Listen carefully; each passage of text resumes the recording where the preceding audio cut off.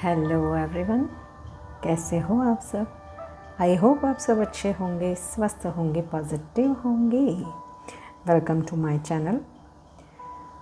आज हम देखेंगे कि आप और आपके पार्टनर अगर नो कॉन्टेक्ट सिचुएशन में हो तो आपके पार्टनर की करंट एनर्जीज़ क्या है, उनकी लाइफ में क्या चल रहा है, वो क्यों आपको कॉल मैसेज नहीं कर रहे हैं, उनके मन में क्या चल रहा है, उनकी हिडन फीलिंग्स क्या है, उनकी डीप डार्क फीलिंग्स आपके लिए क्या है और उनका नेक्स्ट एक्शन आपकी ओर क्या आने वाला है।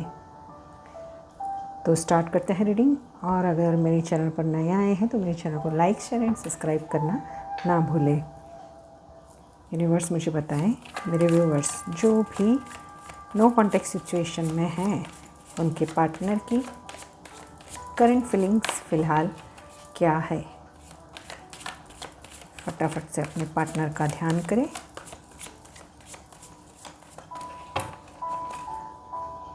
टैरो से जो भी राशियाँ निकल कर आएगी वो भी मैं आपको बताऊंगी। कन्फ्यूज़न में है, आपके पार्टनर कंफ्यूज है इस रिश्ते को लेकर, आपको स्पाई किया जा रहा है।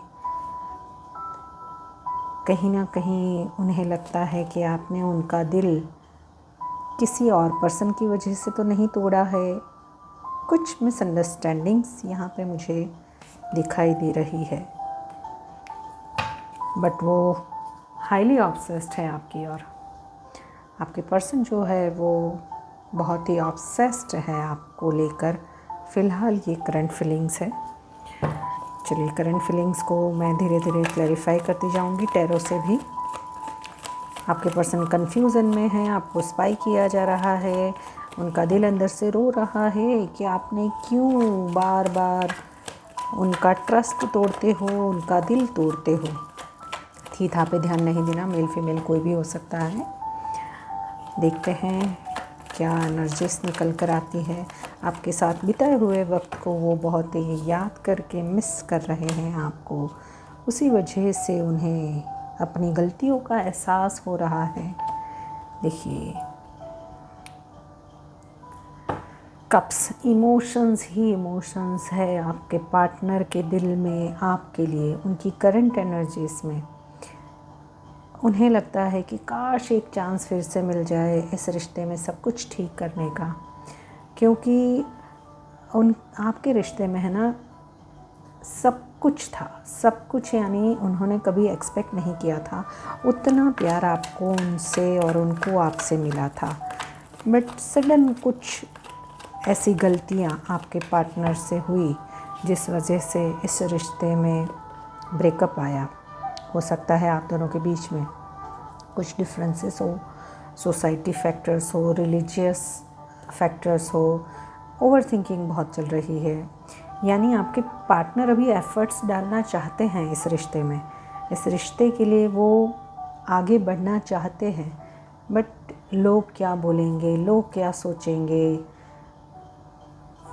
सोसाइटी फैक्टर उनके लिए आपसे ज़्यादा प्रेफरेबल मुझे अभी दिखाई दे रहा है। अभी की उनकी रीडिंग में, यानी उनकी जो थॉट्स है, ये कलेक्टिव टाइमलेस रीडिंग है, जब भी आपके सामने आएगी आपको रेजोनेट करेगी। इसके लिए ही मैं बोल रही हूँ कि जब भी आपकी रीडिंग ये होगी तब आपके पार्टनर और आप अगर नो कांटेक्ट में हो तो उनकी ओवर थिंकिंग सोसाइटी फैक्टर्स को लेके ज़्यादा चल रही है। फैमिली है, फैमिली क्या सोचेगी, क्योंकि हो सकता है कि आप दोनों अलग कास्ट से हो, या आप दोनों में एज वाइज डिफरेंस हो, या फिर एक विडो हो, एक सिंगल हो, दोनों भी सिंगल हो बट फैमिली ना माने। कोई भी सिनारियो हो सकता है, बट किसी सिचुएशंस की वजह से मुझे यहाँ पे ना हो सकता है कोई एक मैरिड है, कोई एक अनमैरिड है, ऐसा भी दिखाई दे रहा है। यहाँ पर मुझे आपके पार्टनर है ना आपसे एक मैग्नेटिक पुल उनके माइंड में ऐसा है कि अभी दौड़ के आए आपके पास और आपके गले लग जाए, आपके साथ में एक क्वालिटी टाइम स्पेंड करे, अपनी बातें शेयर करे जो अब तक आपसे उन्होंने छुपाई थी, या आप दोनों के बीच में जो भी मिसअंडरस्टैंडिंग्स हुई थी उसको क्लैरिफाई करना चाहते हैं। उनकी करंट फीलिंग्स में ही एक बोलते हैं ना कि फ़िज़िकल अट्रैक्शन भी है, साथ साथ में कि इम्पेशंस हो रहे हैं आपके पर्सन कि अभी अगर रात को 12 बजे भी आपके सामने रीडिंग आती है या सुबह में भी आती है, तो यानी पूरी रात उनके यही थॉट्स चल रहे थे कि काश फिर से आपके साथ में पहला जैसा सब कुछ हो जाए। उनको अपनी गलतियों का एहसास हो रहा है, अगर उन्होंने आपके साथ में कुछ मिसबिहेव किया था। कन्फ्यूज़न तो है ही है कि क्या फैमिली वाले मानेंगी, क्या इस रिश्ते में वो एफ़र्ट्स डालें, तो फैमिली आपके रिश्ते को लेकर कुछ यहाँ पे मुझे है ना मैरिज को लेकर काफ़ी डिफरेंसेस आप दोनों के बीच में दिखाई दे रहे हैं। बट उनको सेम टाइम ऐसा भी लग रहा है कि आपके साथ में वो जितना खुल के बातें करते हैं, जितना अपने दिल की बातों को वो ओपनली कह सकते हैं, वो उतना किसी के साथ में शेयर नहीं कर पाते हैं।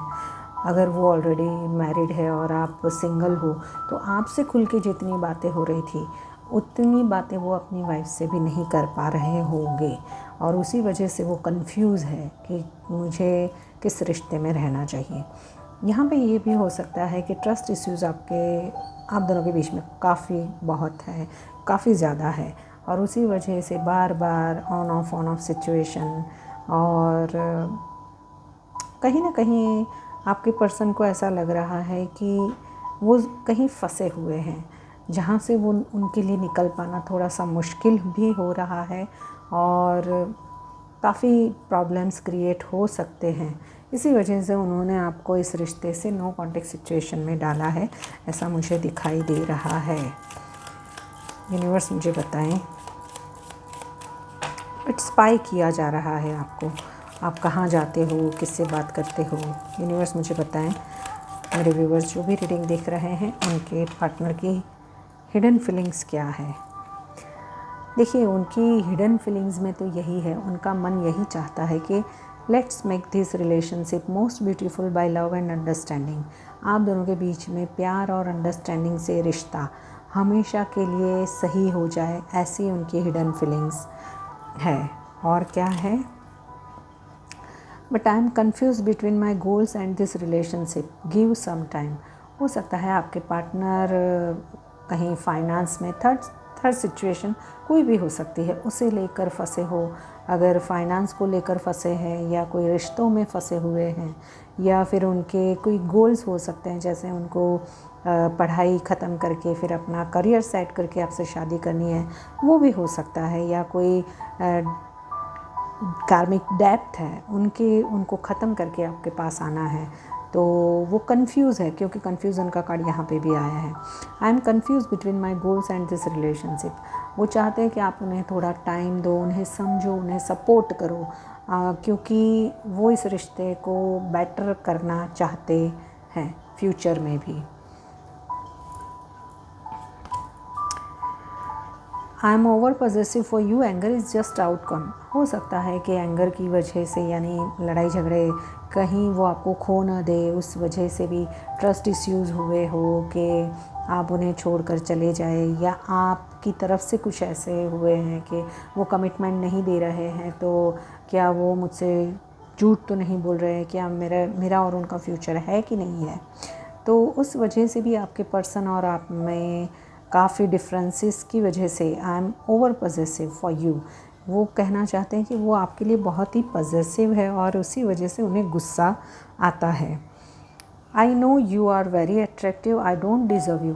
हो सकता है कि कहीं मन में उनमें ऐसा है कि आप काफ़ी अट्रैक्टिव हैं, आप काफ़ी रिच फैमिली से हो सकते हो, काफ़ी उनसे बेटर हो, तो उनको कहीं ना कहीं उनका कॉन्शियस भी बाइट हो रहा है, क्योंकि यहाँ पे पेज ऑफ कप्स का कार्ड यही बताता है कि कहीं आपको कोई नया पर्सन ना मिल जाए, क्योंकि अभी नो कॉन्टेक्ट सिचुएशन में हो, तो ये पर्सन को कहीं ना कहीं कि आप उनसे बेटर हो, तो आपको तो कोई भी मिल जाएगा, और आप बहुत ही कंफर्टेबल हो सब चीज़ों में।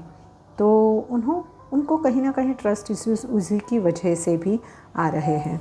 चलिए देखते हैं कि कब तक आपके पार्टनर आपको कनेक्ट करेंगे। यूनिवर्स मुझे बताएं, मेरे व्यूवर्स जो भी रीडिंग देख रहे हैं उनके पार्टनर की कब तक कनेक्ट करेंगे। मुझे यहाँ पे है ना ज़्यादा से ज़्यादा 9 आवर्स, मैक्सिमम 9 वीक्स दिखाई दे रहे हैं आप दोनों के बीच में।